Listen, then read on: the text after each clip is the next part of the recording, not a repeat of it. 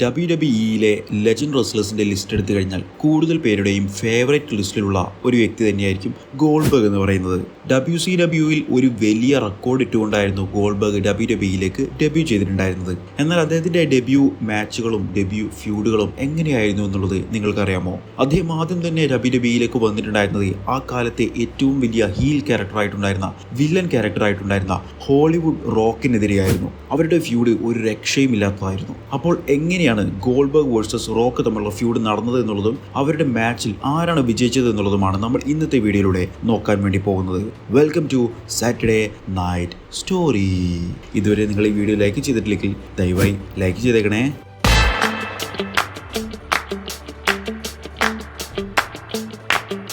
WrestleMania 19 Rock versus Stone Cold Steve Austin തമ്മിലുള്ള ഒരു match നടന്നിട്ടുണ്ടായിരുന്നു. ഇവരുടെ ഫ്യൂഡ് ഒരു രക്ഷയുമില്ലാത്തതായിരുന്നു, ഒരുപാട് നാളുകൾ നീണ്ടു നിന്നതായിരുന്നു. എന്നാൽ റസൽമേനിയ 19 നടന്നിട്ടുണ്ടായിരുന്നത് സ്റ്റോൺ കോൾഡിന്റെ കരിയറിലെ തന്നെ ഏറ്റവും അവസാനത്തെ മാച്ചായിരുന്നു. ആ ഒരു മാച്ചിലൂടെ സ്റ്റോൺ കോൾഡ് റിട്ടയർ ചെയ്യുകയും സ്റ്റോൺ കോൾഡിനെ റിട്ടയർ ചെയ്യിപ്പിച്ചു എന്നുള്ള പേരിൽ റോക്ക് ഒരു രക്ഷയുമില്ലാത്ത പ്രോമോകൾ അവിടെ കട്ട് ചെയ്യാൻ വേണ്ടി തുടങ്ങുകയും ചെയ്തിട്ടുണ്ടായിരുന്നു. ആ സമയത്തുണ്ടായിരുന്ന റോക്കിന്റെ ക്യാരക്ടർ കുറച്ചൊക്കെ കോമഡി പറയുന്ന, ബാക്കിയുള്ളവരെ കളിയാക്കുന്ന രീതിയിലുള്ള ഒരു ക്യാരക്ടറായിരുന്നു. അങ്ങനെ റസൽമേനിയയ്ക്ക് ശേഷം നടന്നിട്ടുണ്ടായിരുന്ന റോ എപ്പിസോഡിൽ റോക്ക് റിങ്ങിലേക്ക് വന്ന് ഇത് റോക്ക് അപ്രിസിയേഷൻ നൈറ്റ് ആണെന്ന് പറയുകയുണ്ടായി. അതായത് സ്റ്റോൺ കോൾഡിനെ തോൽപ്പിച്ചുകൊണ്ട് എല്ലാവരും റോക്കിനെ പ്രശംസിക്കണം എന്നുള്ള രീതിയിലായിരുന്നു റോക്ക് അവിടെ നിന്നും സംസാരിച്ചത്.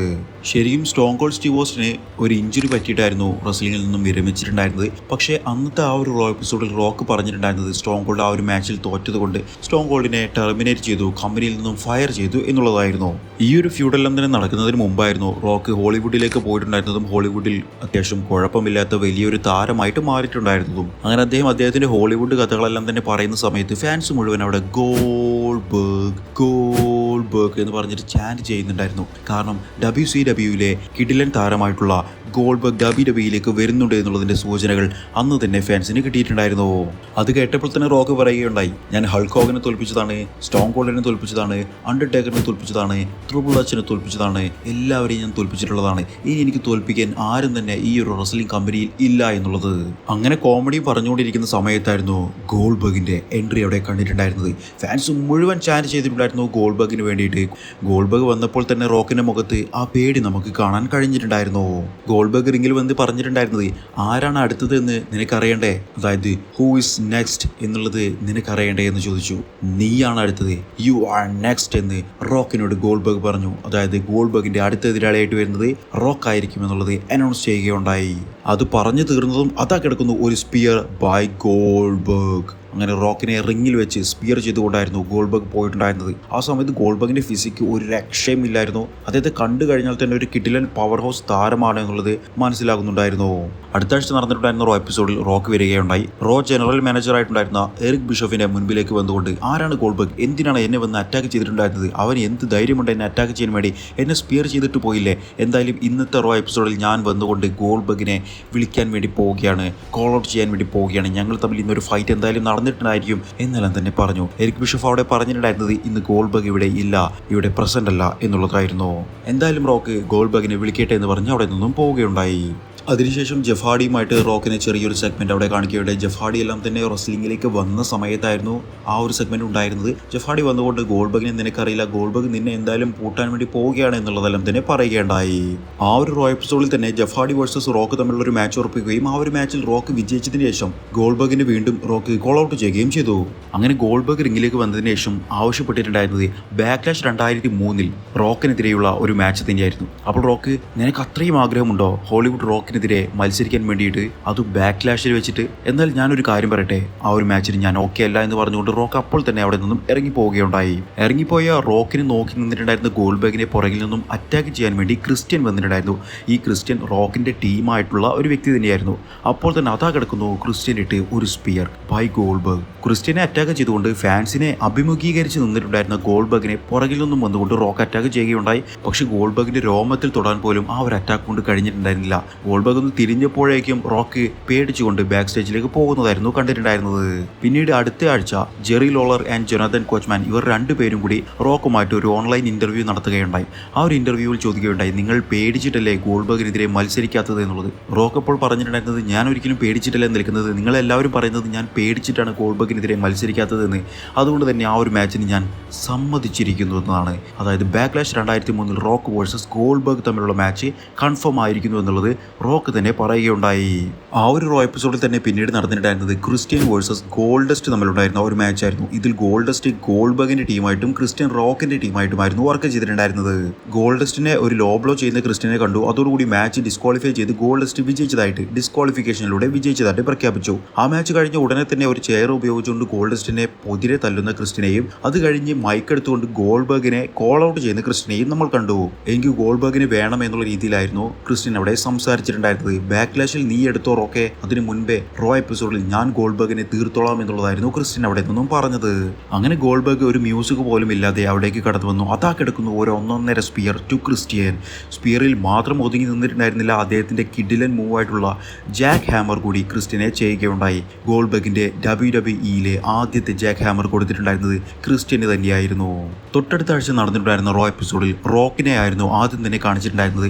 റോക്ക് റിങ്ങിലേക്ക് വന്നിട്ട് ഒരു കോൺസെർട്ട് നടത്തുകയാണ് എന്നുള്ളത് പറയുകയുണ്ടായി. ഈ ഒരു കോൺസെർട്ടിൽ അതിഥിയായിട്ട് എത്തുന്നത് ഗോൾബർഗ് ആയിരിക്കും എന്ന് പറയുകയുണ്ടായി. പക്ഷെ വന്നിട്ടുണ്ടായിരുന്നത് ഗോൾബർഗ് ആയിരുന്നില്ല, ഗിൽബർഗ് എന്ന് പറഞ്ഞിട്ടുണ്ടായിരുന്ന ഗോൾബർഗിന്റെ അപരനായിരുന്നു, ഡ്യൂപ്പായിരുന്നു. ഇവർ രണ്ടുപേരും കൂടി റിംഗിൽ നിന്നും ഗോൾബർഗിനെ കളിയാക്കിക്കൊണ്ട് പാട്ട് പാടാൻ തുടങ്ങി.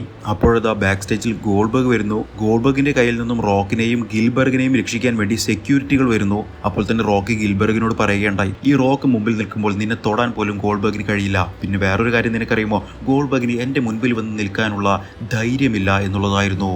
പക്ഷെ അത് പറഞ്ഞു തീരും മുമ്പേ ഗോൾബർഗ് അവിടെ എത്തി. ഗോൾബർഗ് സെക്യൂരിറ്റികളുടെ മുമ്പിൽ വന്ന് നിൽക്കുകയുണ്ടായി. ഗോൾബർഗ് അവിടെ എത്തിയപ്പോഴേക്കും റോക്ക് അദ്ദേഹത്തിന്റെ പ്ലേറ്റ് മാറ്റുകയുണ്ടായി. അദ്ദേഹം പറഞ്ഞിട്ടുണ്ടായിരുന്നത്, നിനക്ക് ഗിൽബർഗിനെയല്ലേ വേണ്ടത്, എന്നാ വന്ന് അറ്റാക്ക് ചെയ്തോ, പക്ഷെ ബാക്ക്ലാഷിൽ ഞാൻ നിന്നെ പഞ്ഞിക്കിടും എന്നുള്ള രീതിയിലെല്ലാം തന്നെ പറഞ്ഞ് വീണ്ടും ഗോൾബർഗിനെ പിരികയറ്റിയ സമയത്ത് ഗോൾബർഗ് ഓടി വന്ന് അറ്റാക്ക് ചെയ്യാൻ വേണ്ടി നിന്നു. റോക്ക് ആണെന്നുണ്ടെങ്കിൽ ബാക്ക് സ്റ്റേജിലേക്ക് ഓടിപ്പോവുകയുണ്ടായി. പക്ഷെ അതുകൊണ്ടൊന്നും തീർന്നിട്ടില്ലായിരുന്നു.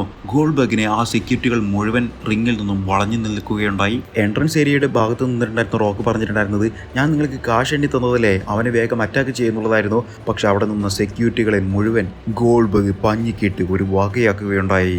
അങ്ങനെ എല്ലാവരെയും അറ്റാക്ക് ചെയ്ത് കഴിഞ്ഞപ്പോൾ അതാ വരുന്നു ഗിൽബർഗ്. ഗിൽബർഗ് വന്നിട്ട് വെറുതെ ഗോൾബർഗിനെ അറ്റാക്ക് ചെയ്യാൻ വേണ്ടി നിന്നു. ഗോൾബർഗിന്റെ കയ്യിൽ നിന്നും നല്ല അടി കിട്ടുകയുണ്ടായി. പക്ഷെ പുറകിൽ നിന്നും റോക്ക് വന്നുകൊണ്ട് ഗോൾബർഗിനെ അടിച്ച് ഗോൾബർഗിനെ റോക്ക് ബോട്ടം ചെയ്തുകൊണ്ട് അവിടെ നിന്നും പോവുകയുണ്ടായി. ഗോൾബർഗിനെ അറ്റാക്ക് ചെയ്തതിനു ശേഷം റോക്ക് അവിടെ നിന്നിട്ട് തന്നെ ഇല്ലായിരുന്നു. വേഗം തന്നെ അദ്ദേഹത്തിന്റെ കാർ എടുത്തുകൊണ്ട് അവിടെ നിന്നും പോവുകയുണ്ടായി.